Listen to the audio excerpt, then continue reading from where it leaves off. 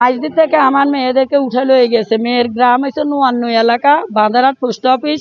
মেয়ের নাম নুসরাত জাহান মাহি, আমার নাম রহিবা বেগম। আমার 6 মেয়ে 1 ছেলে।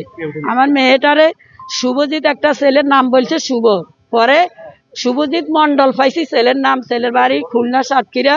ছেলের সাথে আরো কিছু মুসলিম ছেলেও সাথে ছিল।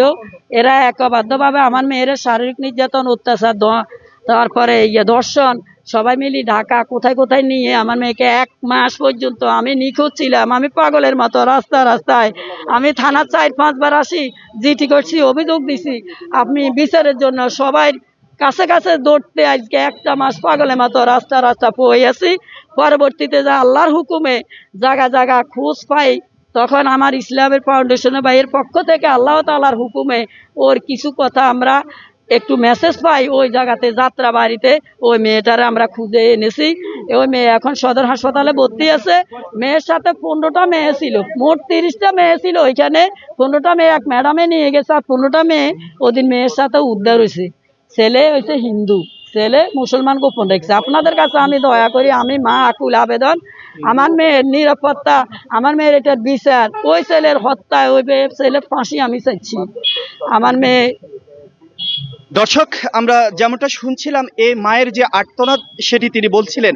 দর্শক, আমরা এখন কথা বলবো 16 বছরের যে কিশোরী ধর্ষিত হয়েছে সেই কিশোরীর ছোট বোনের সাথে আমরা কথা বলার চেষ্টা করছি।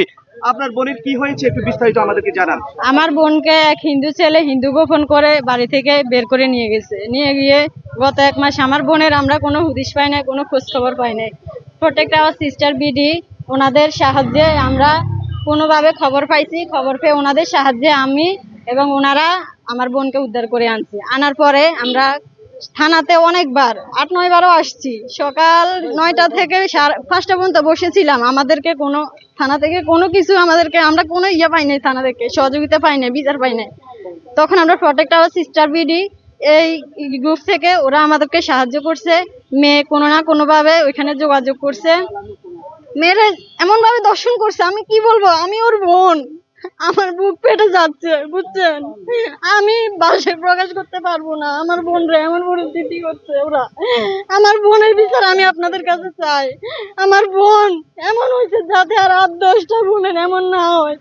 আমার বোনের বিচার আমি আপনাদের কাছে চাই, প্রশাসনের কাছে চাই, আর কিছু চাই না। যে ছেলেগুলা ওই শুভজিতের সাথে যুক্ত আছে, ওই শুভজিৎ হিন্দু, আরো অনেকগুলা হিন্দু ছেলে আমার বোনকে এমন করছে এবং ওরে লাস্ট পর্যায়ে বিক্রি পর্যন্ত করে দিচ্ছে। কত নিকৃষ্ট হতে পারে এই ছেলেগুলা, কত নিকৃষ্ট, কত নির্মমনের মানুষ হতে পারে।